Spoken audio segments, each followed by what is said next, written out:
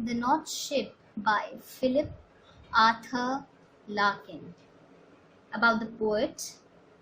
In a time when popular reception of poetry was perhaps more tenuous than any period since the Wordsworthian Revolution, Larkin managed to capture a loyal, wide, and growing audience of readers. He was acclaimed the unofficial Poet Laureate of England and the Laureate of the common man.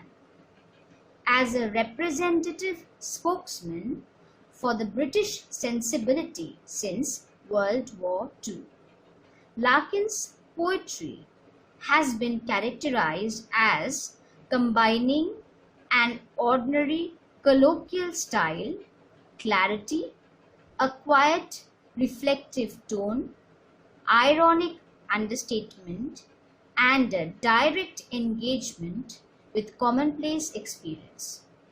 The North Ship here is metaphoric in nature. Now, about the poem has a rhyme scheme AB, which I'll explain later. Figure of speech used here is this metaphor. Theme. The poem is about the journey of life. Life is a continuous journey, and it is a kind of an endless battle against all the obstacles en route, means on the way. Philip Larkin's The North Ship makes a sharp focus on that eternal goal of ours towards the meeting of the unknown and the unseen. Now, line by line explanation of the poem is very essential. Look at the poem here. When I said the rhyme scheme AB, why is it AB? See, I saw three ships go sailing by over the sea, the lifting sea, and the wind rose in the morning sky, and one was rigged for a long journey. Here, the first line, end of the first line, the word there is by, and next sentence, the last word is sea. The following sentence, the last word is sky. So the first and the second, by sky. Second and the fourth, sea and journey. So first rhymes with the third and the second rhymes with the fourth. So AB, that's a rhyme scheme. Now, why did I say that the poem is a metaphoric in nature? The poem is composed entirely of an extended metaphor. What is a metaphor? It's a figure of speech in which an expression is used to refer to something that it does not literally denote in order to suggest a similarity.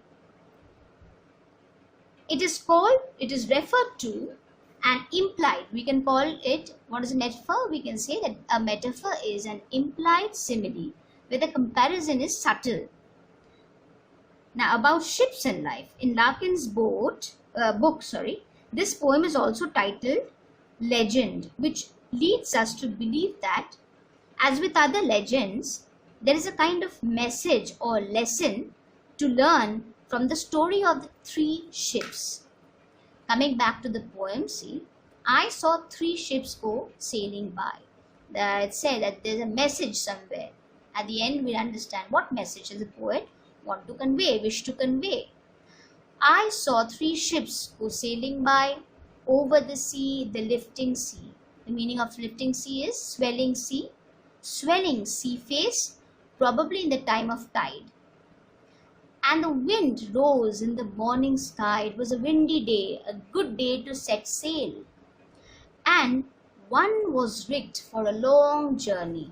Rigged means fitted or equipped with necessary gear consisting of ropes, etc. This ship was well equipped so that it could make a long journey. The first ship, among the three ships, the first ship turned towards the west. Over the sea, the running sea. What is a running sea? A flowing sea. The speed of the wind here is favorable. Why is it favorable? We'll understand in the next line. And by the wind, was all possessed. What was possessed by the wind? The ship. Possessed means brought under control. These favorable winds carried the ship to a rich country and carried to a rich country. These winds, this wind which possessed the ship, carried it to a rich country because it was a favorable wind. First ship received favorable winds and was carried to a rich country. That was the fate of the first ship. Now what happened to the second one? The second turned towards the east over the sea, the quaking sea. Why is the sea quaking? Because it is tremulous. And the wind hunted it like a beast. What is the meaning of hunted like a beast? The wind preyed on the ship like a beast. It hunted it down to anchor in captivity. And captivity means imprisonment. The strong wind hunted it down and forced it to cast anchor. It had to stop. It could go no further. It had to stop. Now, the next one, the third ship. That was the fate of the first ship. The second ship. The first ship was taken to a rich country. The second ship could proceed no further because of the wind. And the third ship, what happened to it? Over the sea, the darkening sea. Why the sea darkened? The sea cannot be dark, but the sky is covered with black clouds. The sea is darkened because of the dark, ominous clouds looming above, and the sea reflects the sky. Therefore, it seems to be dark. But no breath of wind came forth. The first ship got favorable winds. The second ship was hunted down by the wind. But the third ship, we see, there is no breath of wind at all. The sails received no wind, and the decks shone frostily. The decks were covered in snow. It shone in the daylight. So, there is no wind. It's very cold. The northern sky, and the sky is darkened by storm clouds. The northern sky rose high and black. Why is it high and black? Because it is darkened by storm clouds. Over the proud and unfruitful sea. Why is the sea called proud and unfruitful? The proud sea is unfruitful as it does not assist the third ship. In no way does it assist. It is not. It is very cold. There are dark clouds in the sky which proclaims the coming storm, and there is no wind. The sails need wind to move, isn't it? But they receive no wind at all. There is no breath of wind here. Now, over the proud and unfruitful sea, the sea is unfruitful because it does not assist the third ship. Its vast expanse lay but like a carpet. Now, east and west. What happened to the first two ships? East and west, the ships came back. The first ship that went to the east, and the second ship that followed the east direction, both of them came back. The journey of the first ship was prosperous, but the second ship experiences some tumultuous moments, ends up getting stuck somewhere, and it is therefore not successful. But both of them eventually return, they come back. But the third ship went wide and far. The third ship set sail to venture places, and the unfavorable circumstances does not dampen its spirit. It is not sad that it does not receive favorable circumstances. It is the storm clouds, there's no wind, okay, and everything, and is very cold. But all these circumstances does not dampen its spirit into an unforgiving sea and merciless sea.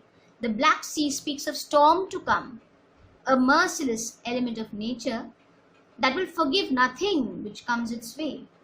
Under a fire-spilling star. What is a fire-spilling star? Fire-spilling star is probably a comet. Something destructive as the attributes of fire. It has the attributes of fire as the attributes of fire that can burn down anything. Fire can cause destruction.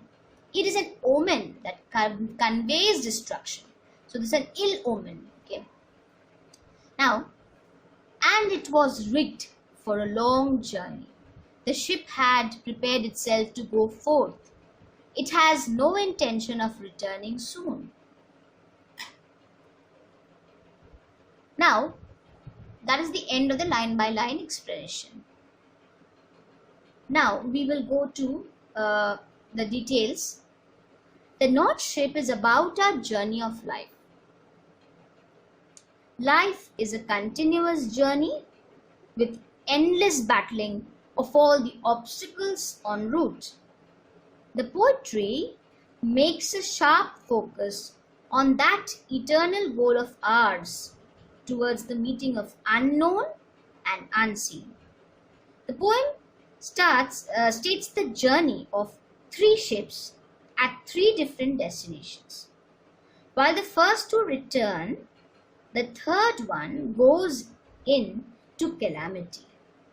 All the 3 start from the harbor, but only the third ship is equipped for a long journey. The first 2 ships are not. The first ship moves towards the west and is guided by favorable winds which take it to a rich country. Nature is beautiful and friendly here. Which are the lines which show that the nature is friendly and beautiful? The first ship turned towards the west, over the sea, the running sea, and by the wind was all possessed and carried to a rich country. The third stanza is about the second ship, which sailed towards the east. Water here becomes unfriendly. Nature here becomes unfriendly as the sea started quaking and the wind hunted it like a beast. It was forced to cast anchor and was imprisoned by the raging storm.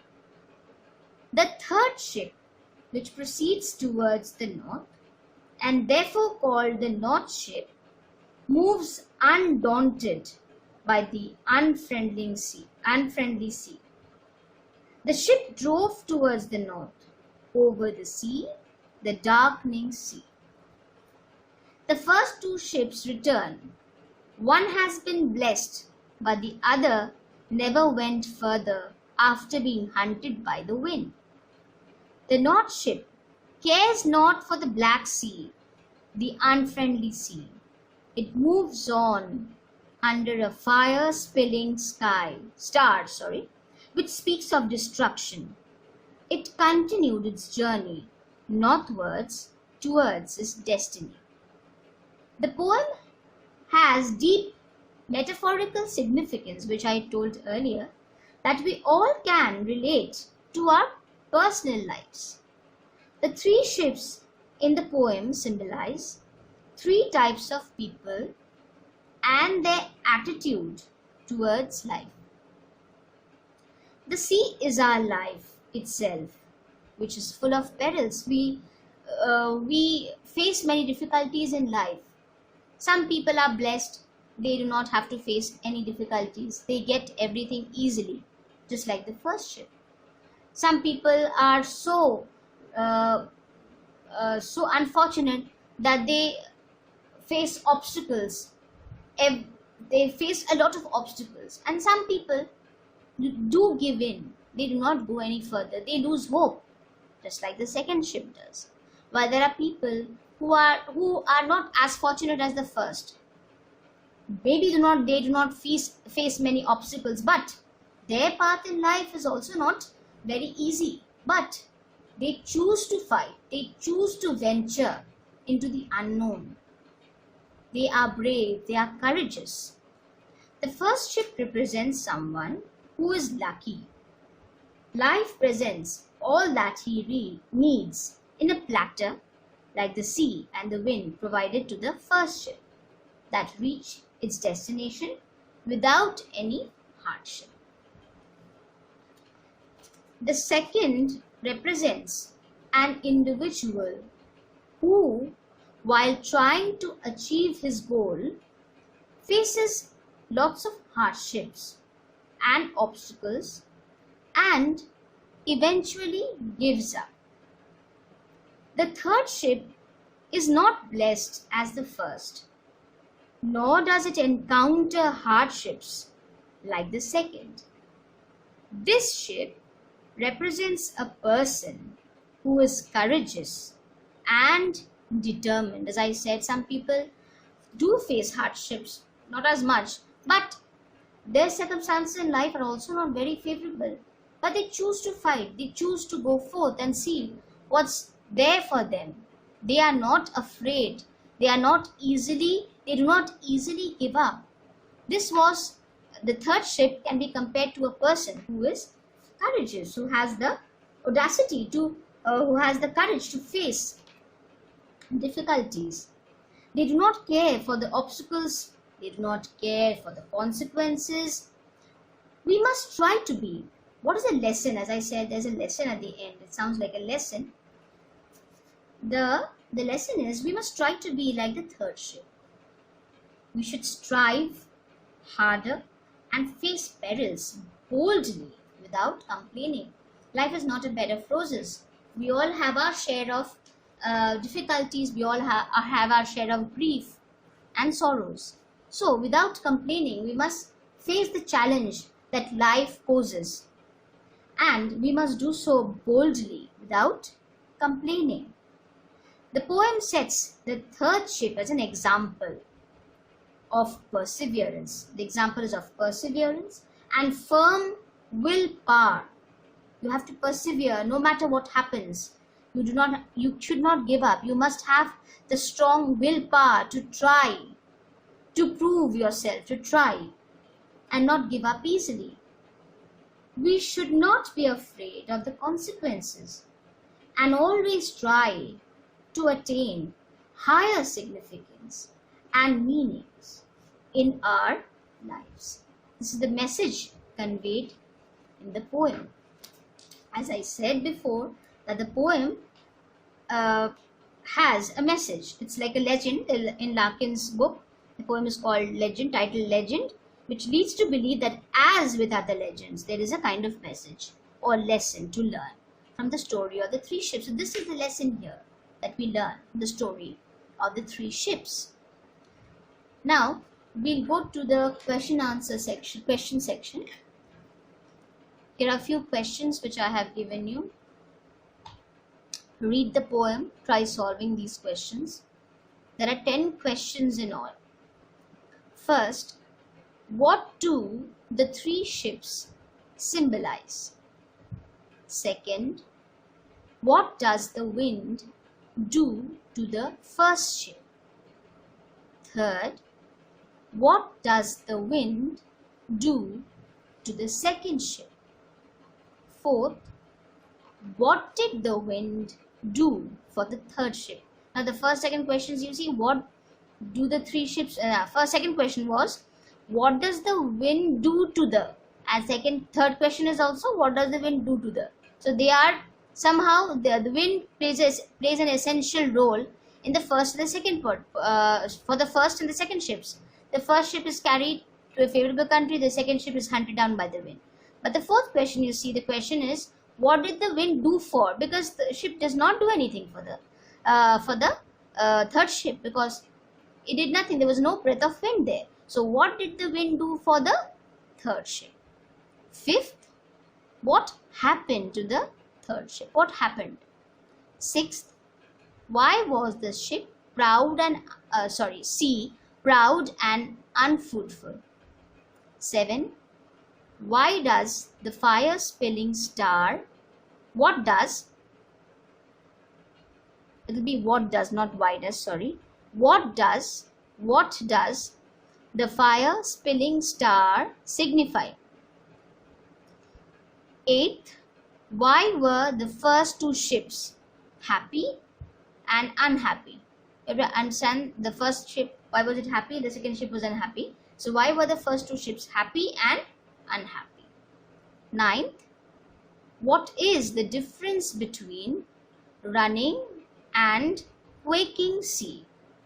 10th, which ship was rigged? What is the Meaning of rigged. I've written meeting. I'm very sorry. The 10th will be meaning of rigged. Which ship was rigged? What is the meaning of rigged? And again you have, which question was that? What does the fire spinning star signify? Question number 7. It will not be why, it will be what. What does the fire spinning star signify? And the 10th question, what is the meaning, not meeting, what is the meaning of rigged? This portion here. Meaning, and this portion here is what does the fire spinning star signify? So read the poem very well, go through every single line, understand. I hope I have been able to make you understand every line, because it is very essential that you understand the poem. Then go through the summary and the significance of the poem, and do read about the author as well.